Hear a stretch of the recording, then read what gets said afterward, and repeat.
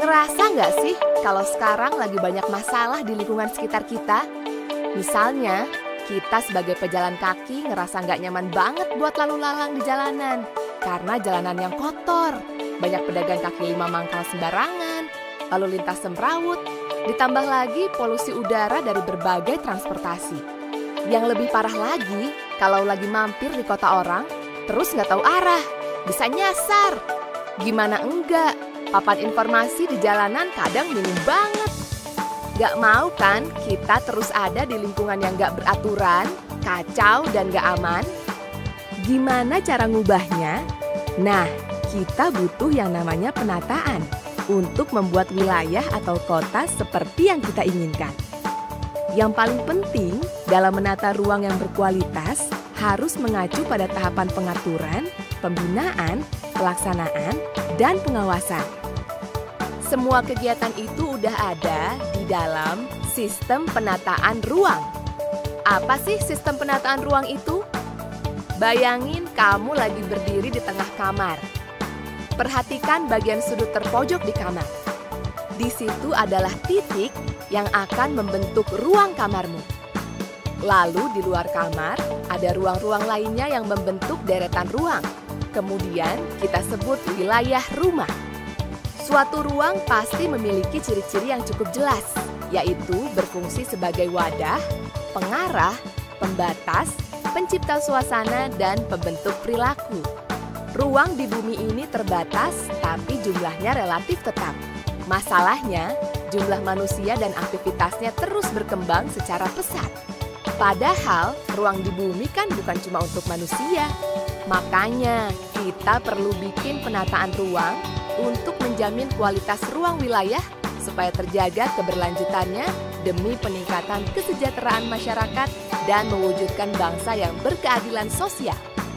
Dalam kegiatan penataan ruang, perlu memperhatikan daya tampung dan daya dukung wilayah atau kawasan. Misalnya, suatu wilayah yang cuma bisa nampung 10.000 orang, ternyata malah nampung 50.000 orang. Apa jadinya? Tentu saja bisa muncul banyak masalah.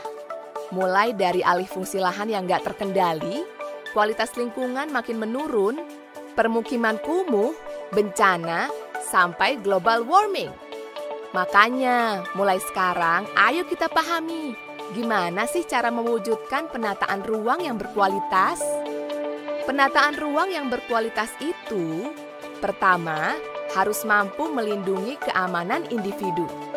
Hal ini bisa dilakukan dengan membuat rencana tata ruang berbasis mitigasi bencana, melengkapi sarana prasarana kota dengan fasilitas bagi para disabel, penataan kembali permukiman kumuh, dan sebagainya. Kedua, harus mampu memberikan kenyamanan untuk masyarakat, terutama dalam kegiatan yang mengandung nilai-nilai sosial dan budaya. Ketiga, harus mampu menjamin proses produksi dan distribusi agar berjalan efektif, yang akhirnya bisa memberikan nilai tambah ekonomi bagi masyarakat. Di antaranya pengaturan jalan, lalu lintas, lokasi perkantoran, pasar, dan sebagainya. Keempat, harus mampu mewujudkan kualitas lingkungan fisik yang berkelanjutan.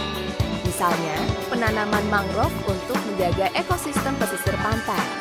Pemerintah Indonesia saat ini telah mempersiapkan penyelenggaraan penataan ruang dengan sebaik-baiknya melalui peraturan perundangan, serta norma, standar, pedoman, dan kriteria atau NSPK. Selanjutnya, harus ada pembinaan untuk meningkatkan kinerja penataan ruang yang diselenggarakan, seperti melakukan koordinasi, sosialisasi, sistem informasi, dan peran masyarakat. Setelah itu, barulah bisa dimulai tahap pelaksanaan, meliputi perencanaan tata ruang, pemanfaatan ruang, dan pengendalian pemanfaatan ruang. Terakhir, dilakukan pengawasan agar penyelenggaraan penataan ruang dapat terwujud sesuai peraturan perundang-undangan. Ayo, wujudkan penyelenggaraan penataan ruang yang aman, nyaman, produktif, dan berkelanjutan.